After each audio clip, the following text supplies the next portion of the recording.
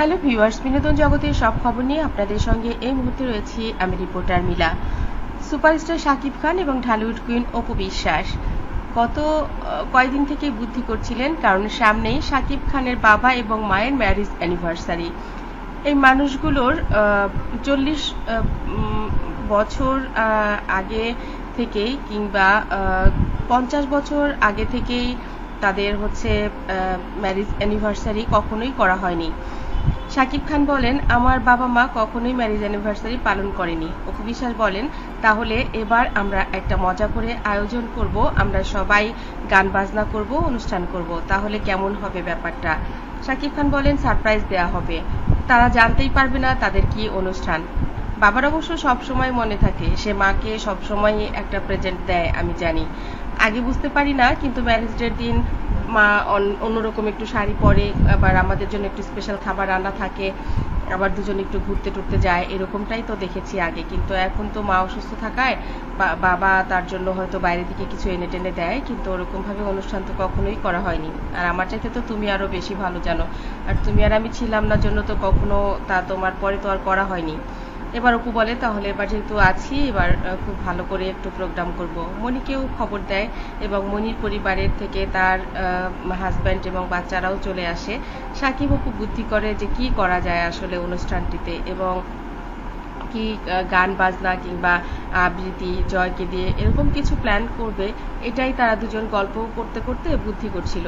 এখন শাকিব খান হয়তো এমন কিছু বলছিল যাতে অপু বিশ্বাস বলছিল তুমি একটা পাগল, এবং সেটা শুনে ফেলে জয়।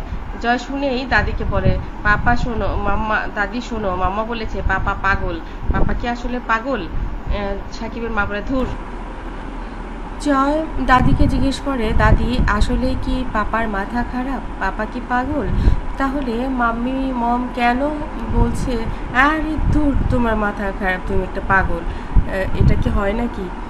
আসলে শাকিব খান বলতে চেয়েছিল যে পাপা এবং তার বাবা এবং মায়ের ম্যারেজ ডেতে তারাও দুজনও ওর বউ স্বামী যেমন সুন্দর করে সাজে, তারা সেভাবে সাজবে।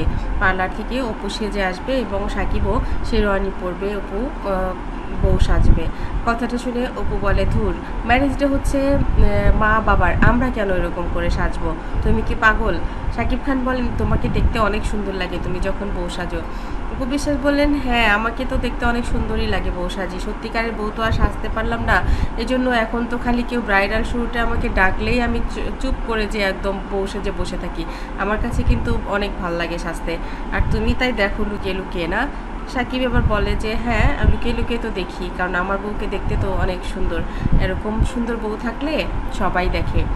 শাকিব খানকে অবাক করে দিয়ে অপু বললেন, আচ্ছা, আর সবাই তো বলছে সাকিব নাকি খুব হ্যান্ডসাম, এজন্যই নাকি তার পিছনে মেয়েরা লেগে থাকে, এজন্যই নাকি তাকে কেউ ছাড়তে চায় না, এরকমটাই তো লোকে বলছে, তাহলে কি এই কথাটা সত্যি নাকি?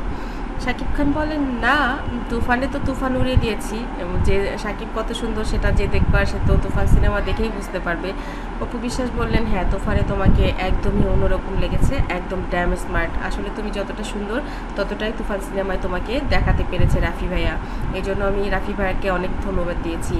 আর সামনে তুমি যে সিনেমাগুলো করবা অবশ্যই এই ধরনের কাজ, এই ধরনের আর্টিস্ট এবং এই ধরনের ভালো পরিচালক প্রযোজক, কিন্তু গল্পটা যেন ভালো হয়।